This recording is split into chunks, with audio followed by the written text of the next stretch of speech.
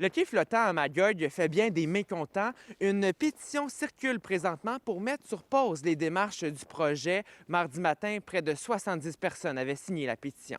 Pour la plateforme, vous appelez ça impact, mais pour moi, c'est pas impact. Impact, c'est pas ça. C'est pas le bon endroit. Tout est organisé, mais tu n'as pas un mot à dire. Je suis un petit peu déçu de mon conseil municipal là-dessus. Les signataires de la pétition dénoncent le manque d'informations concernant les coûts et la sécurité reliés au projet. Qu'on installe des clôtures, ça ne va pas améliorer l'apparence du tout. Là, ça, c'est un fait. Il y a d'autres problèmes qui concernent l'amarrage des bateaux au quai. Il reste une seule place où des bateaux peuvent arriver en cas d'urgence, c'est l'extrémité du quai. Si on enlève ça, il n'y a plus un seul bateau qui peut s'amarrer au quai. C'est impossible. Les devoirs ont été faits au niveau de la sécurité, puis le projet est complètement conforme à ce niveau-là, au niveau des ancrages et tout ça.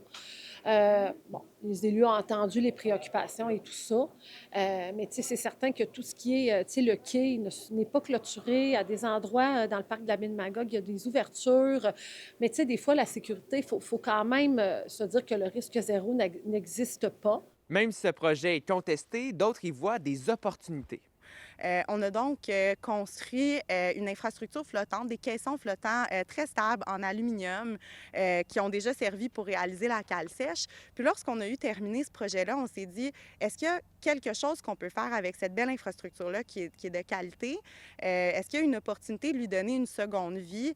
Et de là est venue l'idée du parc public flottant. Donc, on a approché la ville de Magog à ce moment-là, puis on leur a mentionné l'idée de projet qu'on avait. Et on a déjà mentionné que c'était entre 25 et 40 000 par année.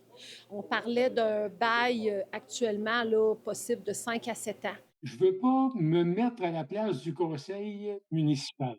Je voudrais que le conseil municipal prenne un temps d'arrêt, reconsidère l'ensemble du projet avec les arguments que les citoyens ont apportés. Mais en fait, c'est toujours intéressant d'avoir les différents points de vue de différentes personnes. Ça permet de faire évoluer un projet, puis c'est très positif de mon point de vue. Bien, dans le fond, il faut le voir comme un prolongement du quai McPherson. Il faut le voir comme un espace de détente, de contemplation publique et ouvert à tous. Les citoyens qui désirent donner leur opinion par rapport au projet sont invités à aller répondre à un sondage sur le site Internet de la Ville. À Magog, Marc-Antoine Mailloux pour Nouveau Info.